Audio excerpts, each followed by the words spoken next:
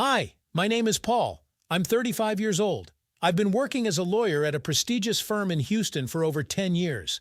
I'm living the so-called American dream. A good high-paying job, a big house in the suburbs, a beautiful wife, 2 kids. I always considered myself an exemplary family man and a model of virtue, until recently. Today I want to tell you a story that completely turned my life upside down. A story about how one wrong step, one fleeting infatuation, can destroy everything you've built for years. It still hurts and shames me to talk about it, but perhaps my confession will save someone from making a similar mistake. My wife Emily and I have been together since high school. Our romance lasted almost 10 years before we got married. I still remember that day as if it were yesterday. Her eyes shining with happiness, the snow-white dress, our vows of love and fidelity. Then it seemed to me that nothing in the world could destroy our idyll. The first years of marriage were not easy. Work took a lot of time and energy. We often argued over household trifles, but love and patience always prevailed. When our daughter Sophie was born, we were on cloud 9. 2 years later, our son Michael was born. I tried to be the best father. I played with the children, read them fairy tales, took them to the sea. My mother-in-law Caroline, Emily's long-widowed mother, is a frequent guest in our house. She herself is a lawyer, one of the best in her field. We quickly found common ground in the profession, could discuss landmark court cases, laws and codes for hours. I admit, I admired the sharpness of her mind and charisma. Sometimes, in moments of fatigue, I caught myself thinking that it was easier and more interesting with her than with my wife. About a year ago, our firm undertook to represent the interests of a large construction company in a high-profile court case. Huge money and reputation were at stake. I was appointed the lead lawyer on this case. I was flattered by the trust of the management and at the same time frightened by the responsibility that had fallen on me. A hellish whirlwind began. Sleepless nights over documents, searching for precedents and loopholes in laws, hours-long interrogations of witnesses, nervous meetings with clients. I rushed between the office, court, and home, not seeing the light of day. Stress, lack of sleep, and endless cups of coffee undermined my health. I constantly snapped at subordinates and family members, became inattentive to my wife and children. Emily, seeing my condition, persuaded her mother to help me sort out this mess. She said that a fresh look from an experienced specialist would come in handy. Without thinking twice, I agreed. Caroline always knew how to find a way out of seemingly hopeless situations, so began our nightly sessions over documents. After work, Caroline would come to my office, and we would sort through papers until late at night, build a line of defense, argue until we were hoarse. She surprised me with unconventional ideas, offered original legal moves. Next to her, I felt unprecedented ease and excitement. It seemed to me that we could overcome any obstacles. Gradually, our communication went beyond work issues. We recalled our student years, joked about curious cases from practice, shared intimate dreams. It turned out that her marriage to Emily's father was also difficult, full of disappointments. She admitted that she longed for spiritual and physical intimacy, for a kindred spirit. I felt sorry for this strong and at the same time vulnerable woman. One evening, when we were once again sorting through endless contracts and lawsuits, a spark suddenly ran between us. It wasn't an accidental touch of hands or a meaningful glance. Just something clicked inside, as if 2 pieces of a puzzle finally came together.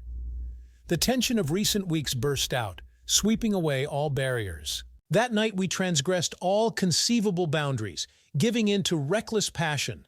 Reason retreated, displaced by a primitive, all-consuming desire. The world ceased to exist. There were only our bodies and souls yearning for union. We came to our senses only in the morning, when the dawn mercilessly highlighted the traces of our crazy night. Scattered clothes, overturned papers, hickey bruises on the body. Shame and horror at what we had done hit us with renewed force. "What have we done? How can we now look our loved ones in the eye?" Caroline sobbed out loud, cursing herself for sinning against her daughter. I was also beside myself with remorse. Probably this is how a criminal feels when caught at the scene of a crime. We vowed that this would not happen again, that we would keep our distance from each other. We would direct all our efforts to family and work, pretend that nothing had happened. Easier said than done.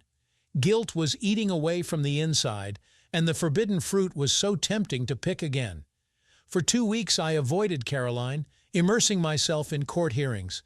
But fate seemed to laugh at me. Due to my job, I had to turn to her for consultation time and time again. She also kept her distance, trying to remain dry and businesslike, but I saw how much effort it cost her. One evening, when another session dragged on late, we couldn't resist. Passion again prevailed over reason. Secret meetings, stolen kisses, silent confessions. We plunged headlong into a whirlpool of forbidden pleasures, realizing that sooner or later we would have to pay for everything. Retribution came a few months later. One day Emily went into the office to get a phone charger and saw a bouquet of flowers and a card on the table. Fortunately, there was no love letter there, but my wife sensed something was wrong. She gave me a formal interrogation, not believing the excuse about a gift from a colleague. I was all sweaty, afraid of giving myself away with a careless word. Trouble never comes alone. Literally a week later, Emily caught Caroline and me in an unambiguous position in the bathroom when my mother-in-law was staying at our house. We didn't even lock the door. We had lost our vigilance so much. I will never forget the shock, pain, and anger in my wife's eyes. When the first sobs subsided, accusations, threats, curses poured out. Emily couldn't believe that the two people closest to her had betrayed her trust. The scandal lasted more than one day. Everything came to light. My night absences, missed calls, strange expenses. I confessed to everything, not hiding a word. I fell at my wife's feet, begged for forgiveness, vowed to break up with Caroline, but Emily was adamant. She demanded a divorce and division of property. The children, frightened by the quarrels, huddled in corners. The following months merged into one endless nightmare. Negotiations with lawyers, courts, division of assets, dividing children like trophies, sidelong glances from colleagues and friends. Emily did not mince words, savoring the details of my fall. She wanted to take revenge, trample, destroy. The worst thing is that I almost stopped seeing my children. Emily forbade them to communicate with the traitor, turned them against me. Rare meetings took place in tears and reproaches. My little flowers wilted before my eyes, not understanding why their dad had abandoned them. My career also went downhill. Due to personal experiences, I made several serious mistakes at work, which ensured the firm's loss in court. The management did not forgive me for this fiasco. I was demoted, my salary was cut, there was no trace left of the golden boy. I was on the verge of despair. It seemed that life was over, that I was mired in darkness from which there was no way out. More than once I was visited by thoughts of ending it all with this hateful reality. Only the hope of begging forgiveness from those I had betrayed and disappointed stopped me. From my children, from Emily. The path to redemption was long and painful. I gave up all bad habits, immersed myself in work. I tried to help those in need, engaged in charity. I went to church for confession weekly. I believed that the Lord would hear my prayers. We stopped meeting with Caroline. She was also burning with shame and guilt, especially towards her daughter. She wrote Emily a penitent letter, begging to allow her grandchildren to see her. Gradually, bit by bit, she was restoring her connection with the family. I also did not lose hope of regaining the favor of my wife and children. Every weekend I came to them, brought gifts, helped with studies and everyday life. Sophie and Michael were slowly thawing, reaching out to me again. But Emily remained adamant. My betrayal, and with her mother at that, was too great. It was almost a year before the ice in our relationship began to thaw. Emily agreed to go with me for a consultation with a family psychologist. It was a real test, to turn the soul inside out in front of a stranger. But I knew that I had to go through the path of repentance to the end. I knew that my fate and the fate of our children depended on it. The therapy lasted several months. We learned to talk about our feelings, to hear each other, to forgive. I admitted my mistakes and promised that it would not happen again. Emily gradually softened, stopped seeing me as an enemy. We started going on dates again, like in the good old days. Of course, the former trust can no longer be restored.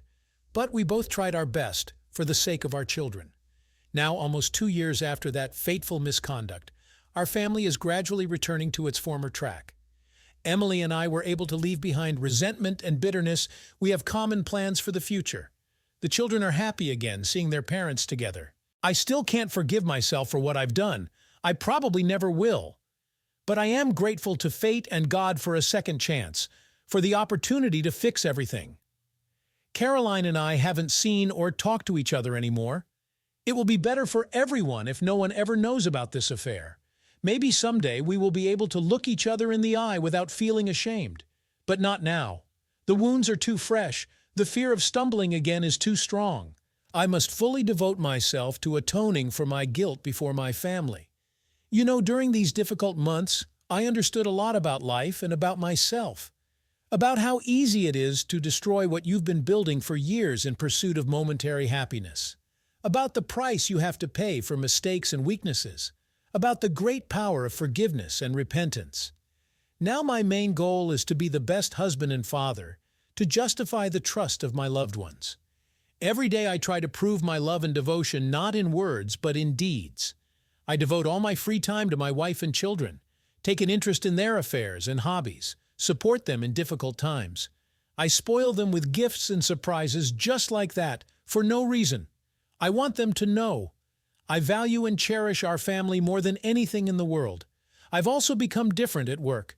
I no longer chase prestige and high fees at any cost. I've overcome my pride, learned to admit mistakes. I help colleagues and subordinates not only professionally, but also in everyday life. Many people like my changes. They turn to me for advice. Listen.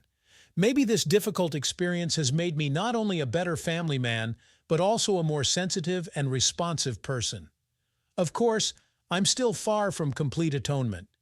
I don't know if I will ever earn the full forgiveness of my wife and children, God and my conscience. But I will make every effort to correct what I've done, to become worthy of the love and trust that was given to me. Why did I decide to share this story? Perhaps it will save someone from repeating my mistakes. It will make you think hard before crossing the forbidden line. For no matter how tempting the forbidden fruit may be, no matter what passions may be raging in the soul, infidelity is destructive. It will not bring happiness, only pain, shame, and loss.